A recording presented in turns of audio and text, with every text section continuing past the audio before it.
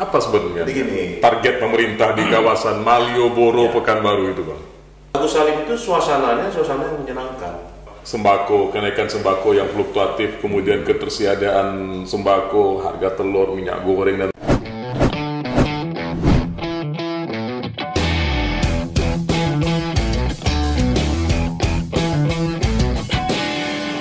selamat datang di dunia nyata, karena ini bukan mimpi. Bang Ingon Ahmad Utasud, tamu pertama podcast bukan mimpi.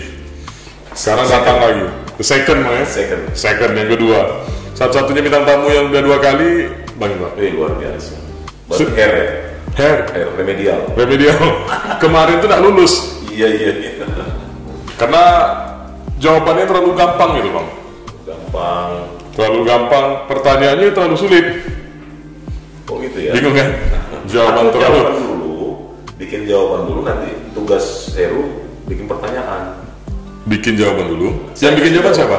Saya kasih jawaban. Terus tugas Heru bikin pertanyaan. Yang jawabannya adalah yang saya sampaikan. Tujuannya apa tuh, Bang?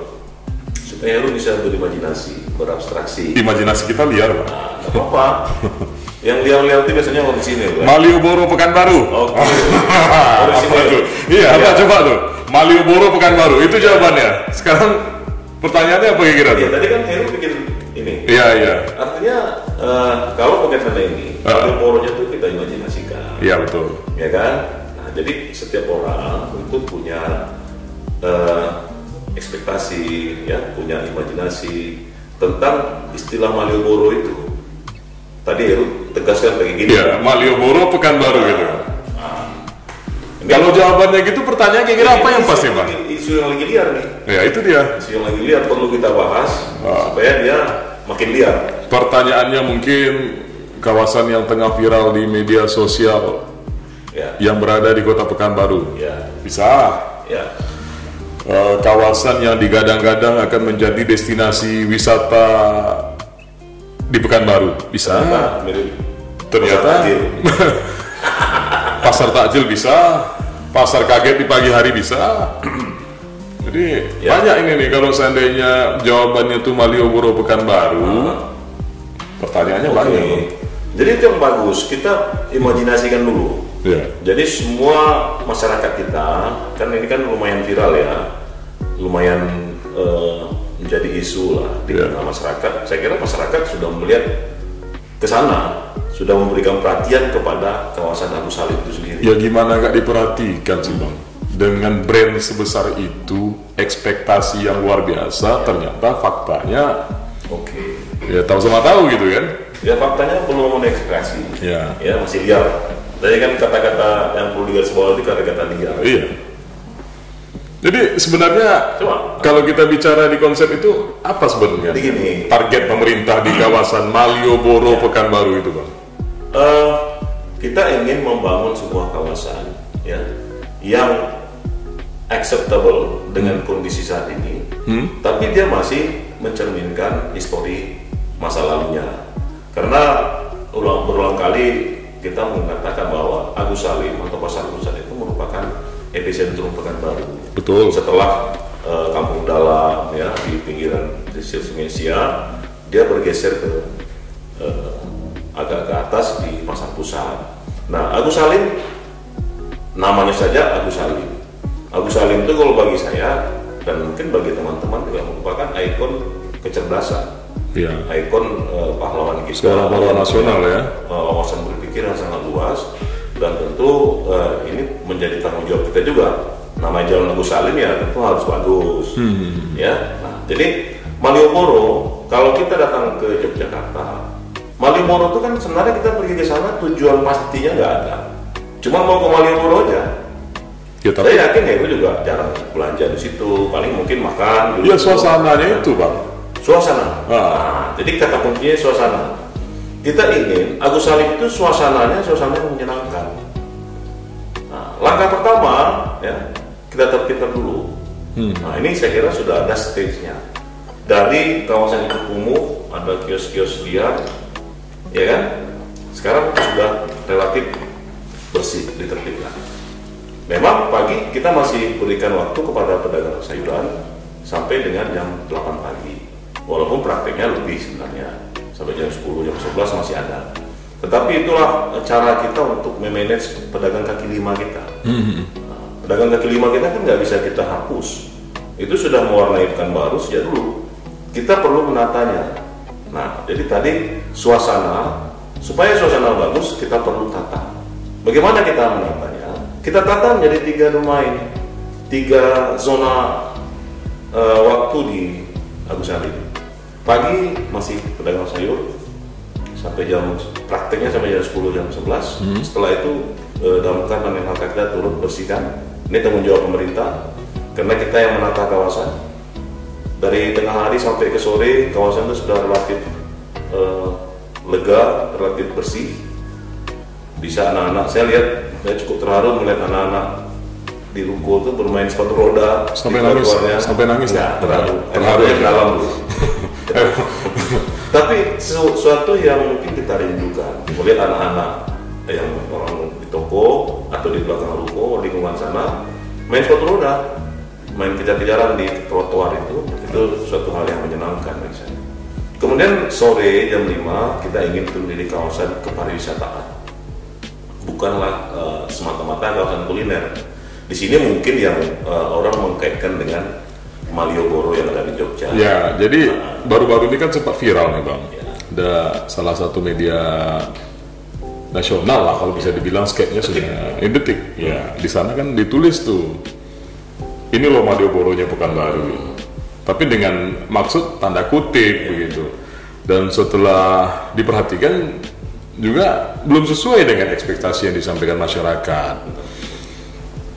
Brand yang terlalu besar ini membebani nggak Bang kira-kira kawasan ini untuk disejajarkan dengan Malioboro yang memang sudah menjadi ikon Jogja. Kalau kita ke Jogja kan, iya nasional tuh kan ya. Nasional ya kalau Malioboro ya. Di Kuala Lumpur itu ada Petaling Street namanya.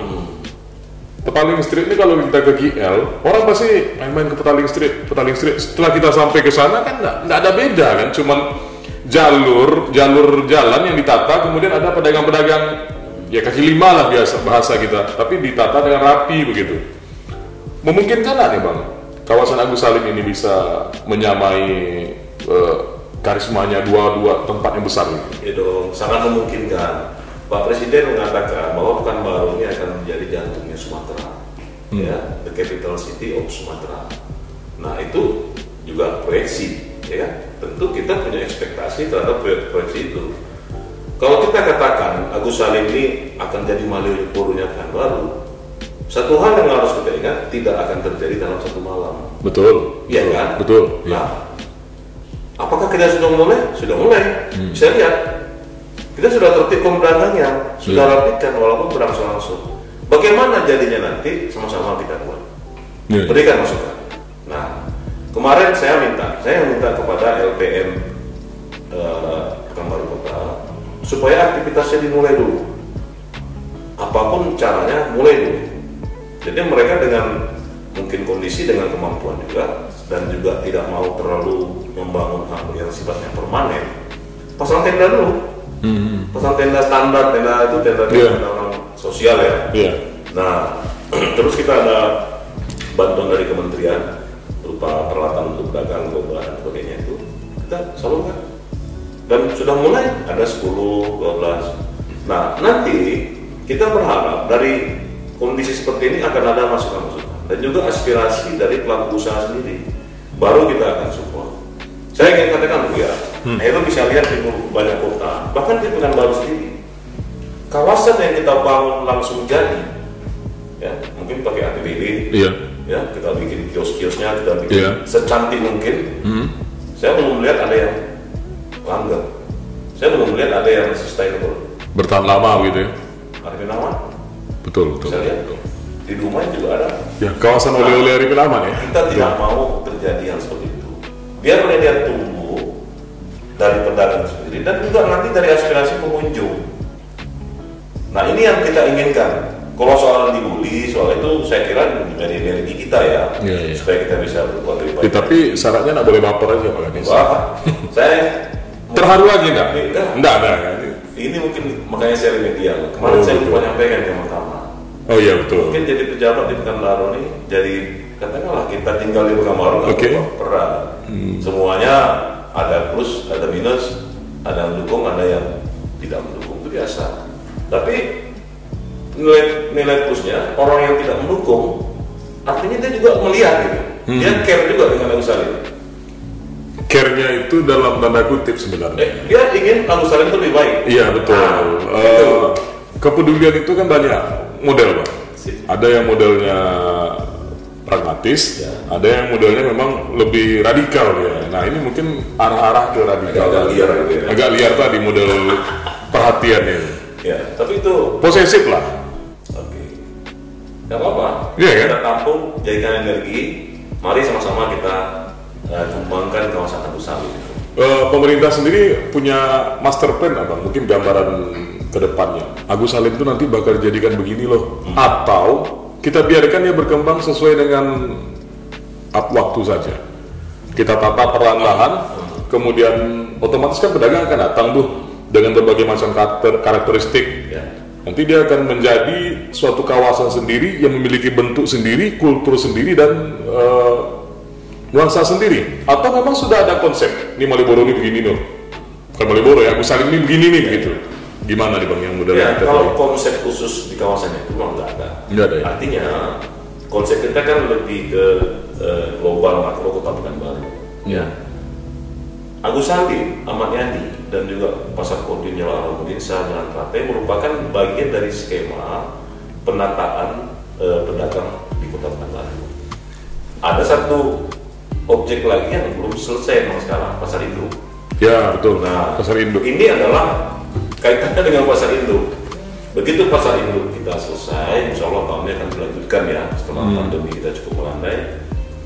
Semua pedagang-pedagang kaki lima, pedagang grosir itu sebenarnya grosiran sayur itu. Ahmad Yani, ya, itu grosiran sayur itu akan kita pindahkan ke Pasar Induk. Otomatis kawasan itu akan relatif lebih lega, lebih terbuka. Nah ini sambil berjalan mungkin nanti kita akan menemukan kearifan-kearifan baru.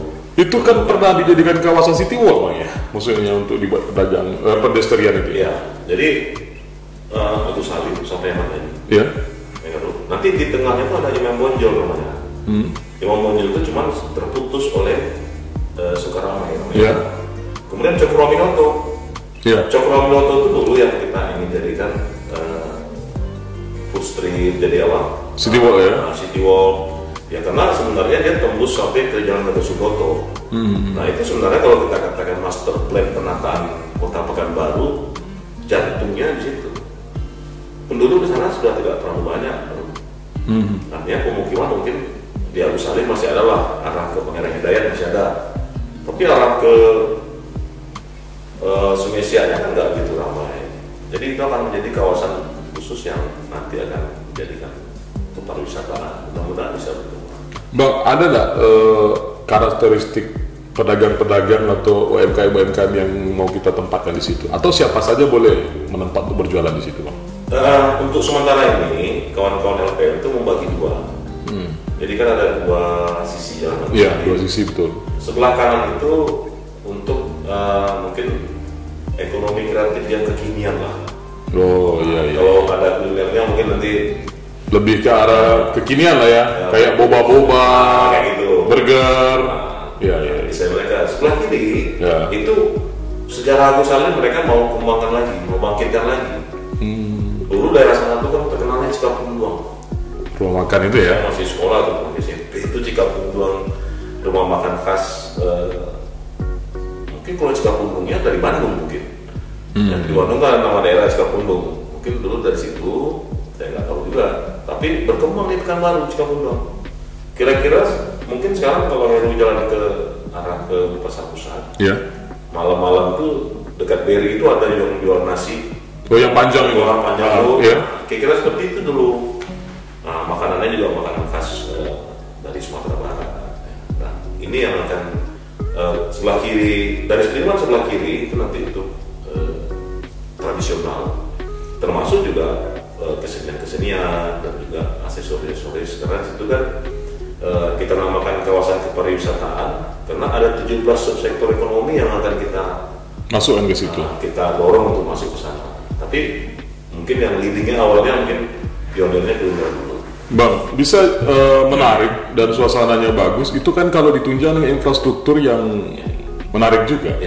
Nah, sejauh ini apa nih langkah-langkah kita nih dalam pembangunan infrastruktur? Kita tahu lah, yang namanya kawasan pasar itu kan kawasan paling rentan untuk hancur. Sekarang kita dorong dulu dengan fasilitas dasar listrik. Kita sudah pasangkan lampu-lampu. Bukan lampu. Instalasi meteran itu. Oke. Nah, meteran itu ada kita pasang 10 box sepanjang tembok sekarang baik. Iya. Itu udah kita pasang. Nah, nanti kedepannya mungkin pengembangan akan ada hiasan lampu-lampu lighting kan. Nah, kemudian yang sedang kita persiapkan adalah untuk dukungan air bersih, air. Ya betul. Nah, toilet ya. Sedang kita persiapkan.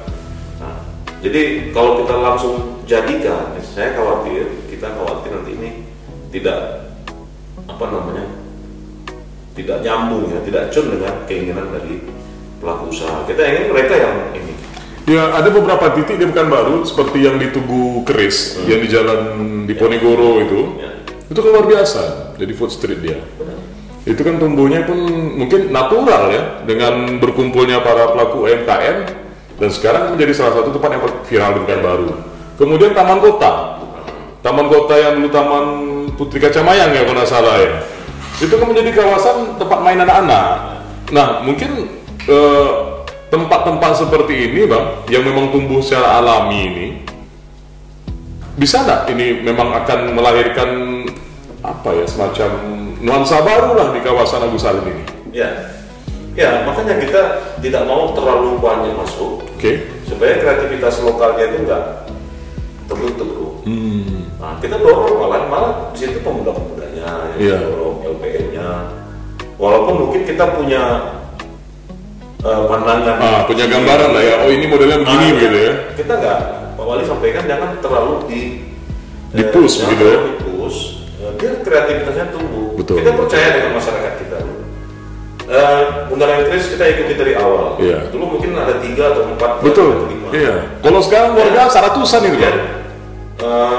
Mulai, itu sekarang mungkin sudah settle ya, sudah. Iya. Betul. Itu sudah menjadi, kalau kita lihat, itu adalah inkubator entrepreneur muda Pekanbaru. Betul, di situ tuh ini memang. Pelaku usahanya mungkin dari kalangan anak muda, pengunjungnya juga kalangan anak muda. Kemarin kita minta LPM Sail untuk mengkoordinir. Awalnya kan sempat terjadi beberapa persoalan. Tapi kita minta LPM yang mengkoordinir bersama Pak Kapolsek, Pak Danramil, dan Pak Camat. Alhamdulillah sekarang sudah lumayan tertib. Nah, segmen seperti ini dia sudah terbentuk. Kalau kita yang drill dulu, kita yang ngedrive nggak jadi. Apalagi di-push dengan APBD ya. Jadi dicarikan pihak ketiga. Ini konsepnya begitu. Iya. Itu pihak ketiga. Biar adik-adik itu, teman-teman. Nah, di sini juga kita dorong potensi-potensi lokal. Banyak yang japri ke saya, mungkin warga-warga ex Agus Salim atau yang masih tinggal di situ, mereka dukung. Bahkan ada yang bilang bangkitkan marwah Cikapundung. Kopi bang. Kopi dulu. Terlalu semangat.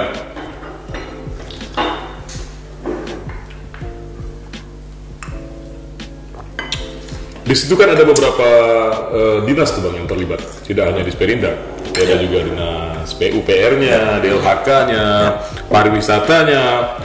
Nah, koordinasi kita dengan mereka ini supaya tetap satu visi dalam membangun kawasan Agus Salim yang lebih baik sesuai dengan visi untuk kota ini bagaimana bang? Kita ada tim penataan kawasan Agus Salim. Artinya nggak bergerak satu-satu nih bang ya? Ketuanya Pak Asisten 1, di dalam ada Dinda, ada dinas pariwisata, LHK, Damkar, dinas perhubungan, dan Satpol PP, Camat, LPM juga. Bagaimana cara kerjanya? Kita monitor terus. Ini kita nggak kita lepas gitu aja, kita monitor terus.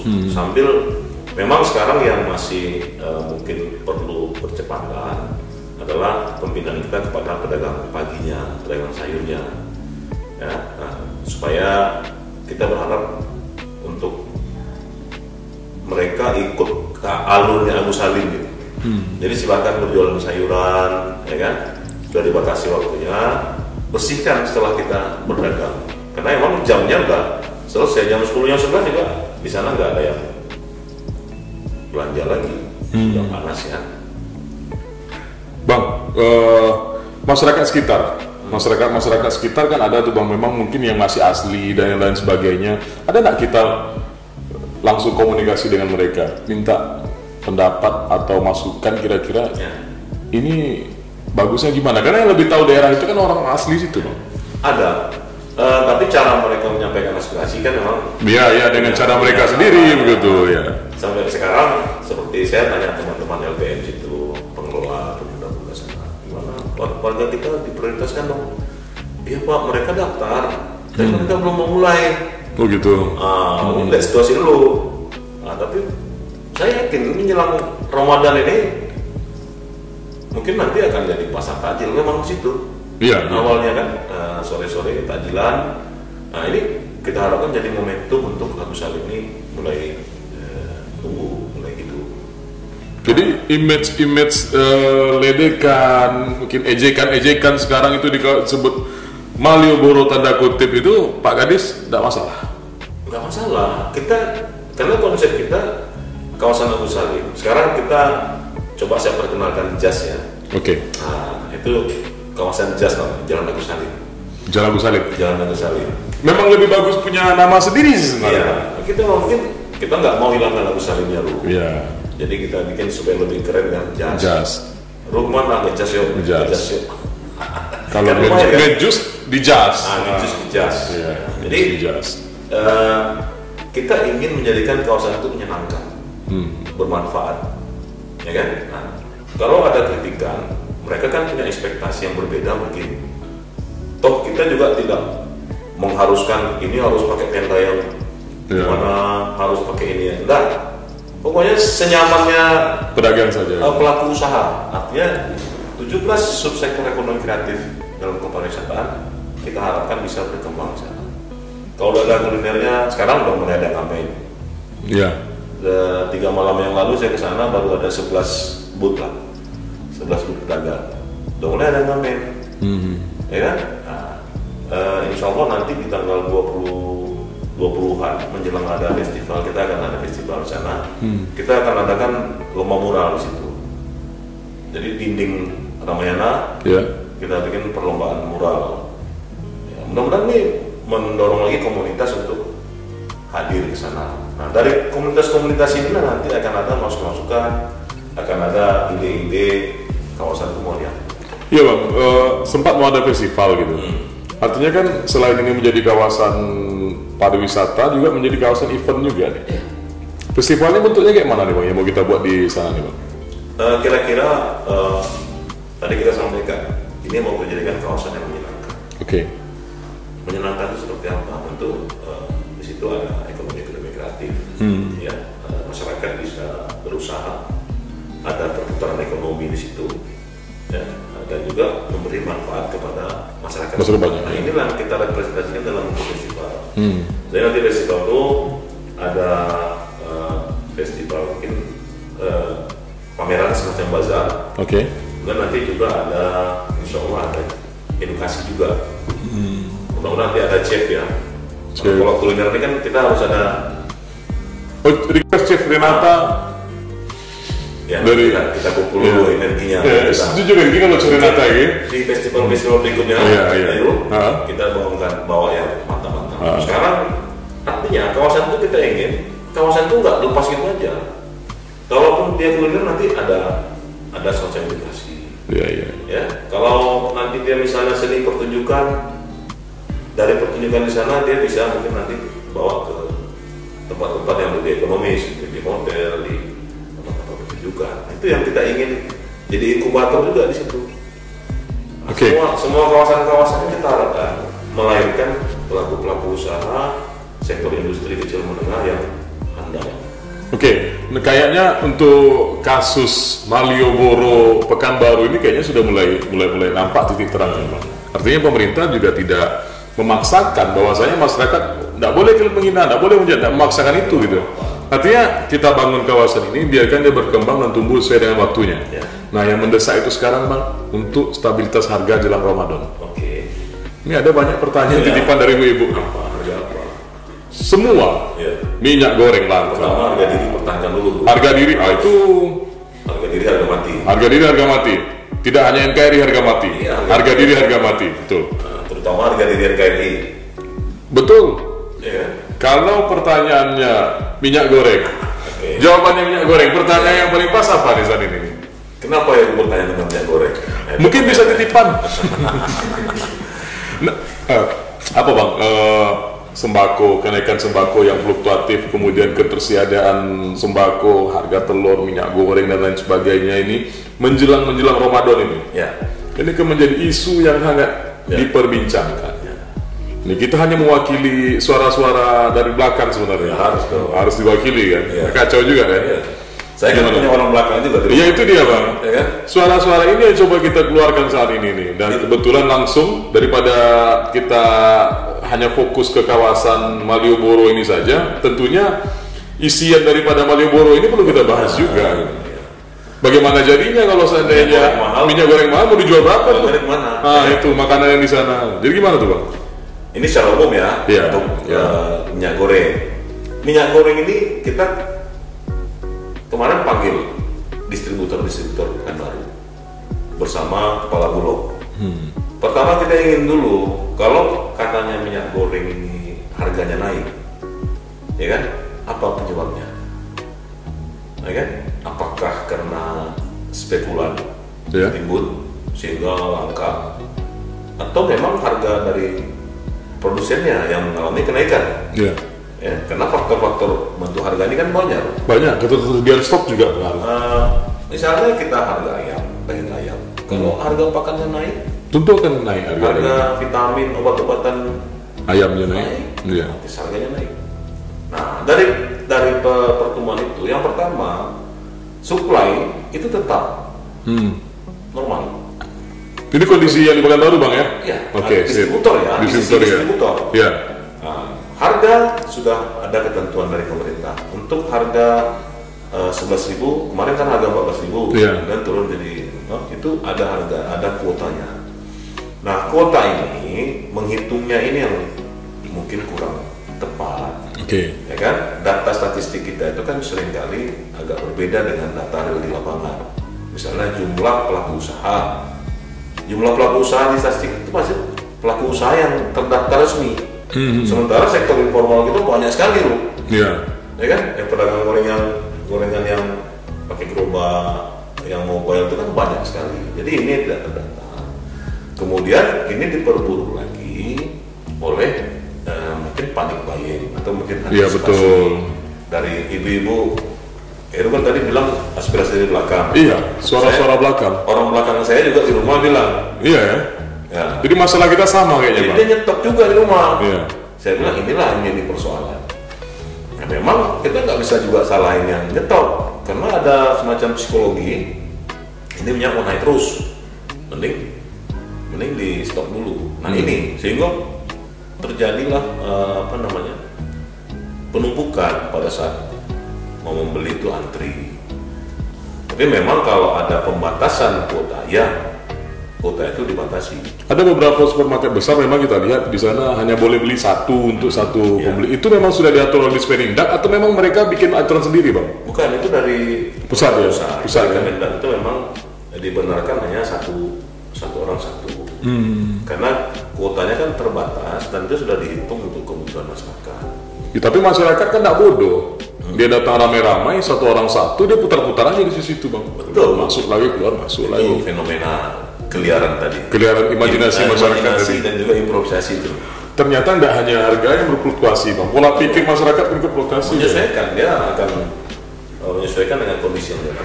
Ada kejadian lucu waktu itu, ibu-ibu memang tidak jauh dari saya di belanja juga.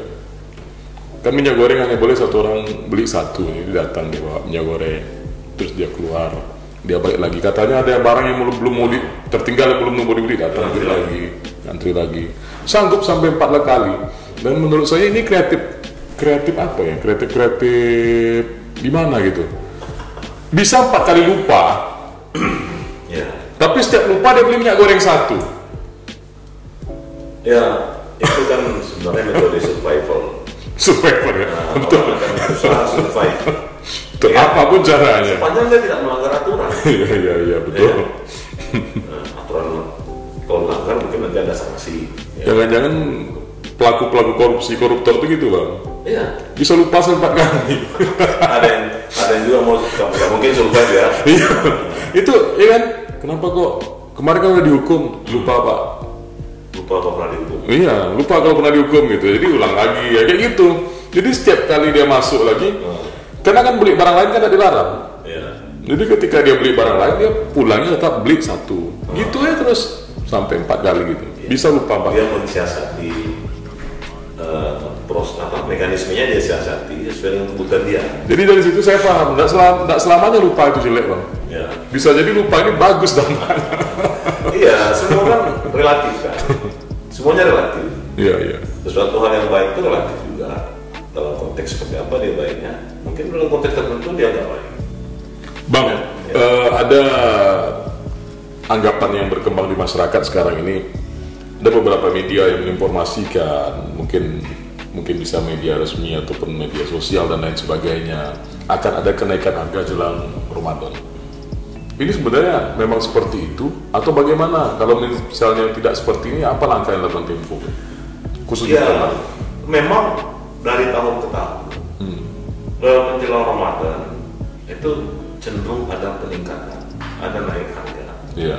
Ya kan, dan itu sebenarnya fenomena biasa dalam perdagangan. Karena memang justru di bulan Ramadan itu permintaan meningkat. Iya. Konsumsi kita naik. Karena Heru kalau hari biasa, ya kan, mungkin Heru nggak jelas siang nggak makan di rumah, ya kan. Nanti karena pulang ke rumah juga kita nggak makan lagi malam, kita udah jajan macam kan. Tapi kalau bulan puasa nggak makan juga bang. Heru pasti ada siang nggak makan, sama. Iya. Abang makan? Tapi malam pasti 2 kali Heru makan. Enggak bang. Berbuka, dan sahur. Sahur kadang sering lupa bang, jadi nggak makan. Iya, lupa jadi nambah terus. Nah, lupa sahur, sering nggak sahur emang. Oke. Tapi kebanyakan kita berbuka itu ingin dengan keluarga, kita makan di rumah. Iya. Kemudian kita sahur. Berarti 2 kali itu sebagian besar 90% akan kita konsumsi. Iya. Kalau hari biasa kita mungkin banyak di luar, makannya enggak. Makanya konsumsi rumah tangga akan naik. Nah, ini mendorong naiknya permintaan. Nah, memang di pedagang-pedagang utama sembako akan ada semacam spekulasi lah. Nah, tapi kalau kita memberitakan itu seolah pasti naik, nah ini memang perlu juga jurnalis ini, media ini lebih cerdas ya. Di situ. Masyarakat. Kalau kesannya tuh pasti naik, digiring opini masyarakat untuk panik duluan gitu ya. Orang akan mulai stok-stok untuk lebaran, untuk puasa. Artinya ini hal yang wajar. Kenaikan itu memang biasa kan, ada permintaan yang meningkat begitu saja bang. Ya. Makanya kita selalu menyampaikan, kita beli tetap sesuai kebutuhan. Apalagi untuk sembako ya, yang mungkin umurnya pendek. Nanti kita belinya sesuai kebutuhan, jadi lebih segar ya. Kan nyetok banyak-banyak ini karena juga nggak baik juga. Ekonomi yang di masa pandemi yang mengalami goncangan yang cukup berat ini juga berpengaruh psikologis masyarakat. Benar. Jadi mungkin panik buying dari itu bisa jadi gara-gara itu salah satunya bang. Iya, artinya kita harus bijak. Tidak ada kepastian sekarang ini pendapatan itu bisa berapa, hari ini kondisi ekonomi kita bagaimana, ke depannya bagaimana, nggak ada yang bisa diprediksi bang. Iya, kita sebenarnya berada dalam transformasi ya. Di data BI sebenarnya kapasitas ekonomi kita secara makro masih tetap bahkan cenderung meningkat. Tapi kan dulu mungkin ekonomi itu katakanlah dalam tanda kutip uang itu mainnya di sini muter-muter ya. Sekarang dia pindah ke sana loh muter-muternya. Dulu orang belanja ke toko offline ya. Iya. Sekarang mainnya di online. Mainnya di online. Tapi secara testing tidak pengaruh, malah meningkat begitu ya. Kalau secara data ya. Iya. Cuma posisi perputaran uangnya berubah. Nah, mungkin mainstream banyak masyarakat kita sudah mainnya di offline selama ini. Iya. Nah makanya kita harus segera nih harus transformasi juga ke online tadi. Oke, Bang. Terima kasih sudah berbincang-bincang kita dengan isu-isu yang lagi viral. Salah satunya itu soal apa tadi? Agus Salim Pekanbaru yang mau kita jadikan sebagai kawasan pusat wisata ya. Mudah-mudahan nanti ini akan tumbuh sesuai dengan kultur yang ada di kawasan tersebut.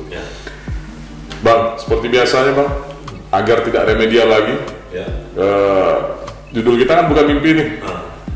Kalau Abang dikasih kesempatan untuk bermimpi lagi nih, ini mimpi yang kedua nih, mimpi yang kedua. Kira-kira Bang, apa yang paling Abang inginkan saat ini Bang? Aduh, mimpi pun ternyata agak susah ya kalau kita niatkannya. Iya betul. Ya makanya mimpi itu hadiah kan. Mimpi itu hadiah. Tapi kalau diniatkan dia semacam apa ya? Kayak kita main lotre jadinya. Kita pasang ini harapannya dapat ini gitu. Kalau tadi lu kasih kisi-kisi saya. Kisi-kisinya jawabannya sekarang. Abang punya mimpi. Pertanyaannya itu abang buat sendiri. Oke. Ya, karena konteks kita ini bicara Agus Salim. Iya. Kita ingin kawasan Agus Salim itu menjadi kawasan yang cerdas. Ya, saya ingin mimpi kali itu betul-betul terrealisasikan Haji Agus Salim itu di kawasan Agus Salim. Di sana memang banyak orang pintar, banyak orang cerdas, banyak pebisnis sebenarnya berasal dari kawasan Agus Salim. Mari kita bangun Agus Salim supaya Agus Salim ini jadi kawasan yang betul menyenangkan, mengalahkan Malioboro yang sebenarnya. Wow, mulia sekali cita-citamu anak muda. Selamat datang di dunia nyata, karena ini bukan mimpi.